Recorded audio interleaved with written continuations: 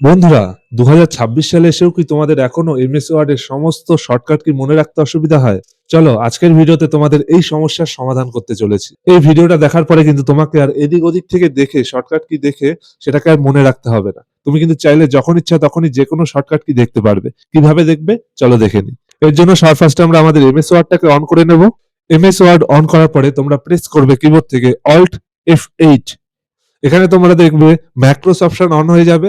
তোমরা নিচেই দেখতে পাচ্ছ ম্যাক্রো সিন। এখানে তোমরা এই বাটনে ক্লিক করে সিলেক্ট করে দেবে ওয়ার্ড কমান্ডস। এটা সিলেক্ট করবে। সিলেক্ট করার পর এখানে লিখবে লিস্ট, LIST। লিস্টের পরে তোমরা রান অপশনে ক্লিক করবে। তারপর তোমরা সিলেক্ট করে দেবে কারেন্ট কিবোর্ড সেটিং। এখানে তোমরা ওকে করবে।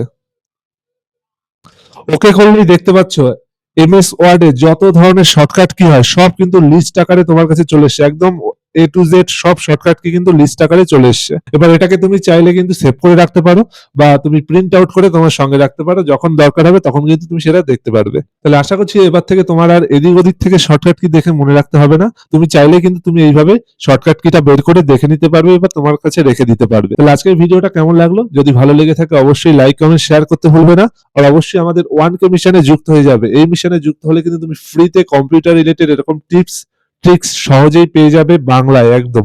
2026-এর মধ্যে তোমাকে যদি কম্পিউটার এক্সপার্ট হতে হয় তাহলে কিন্তু অবশ্যই আমাদের চ্যানেলের সঙ্গে যুক্ত হয়ে থাকতে হবে।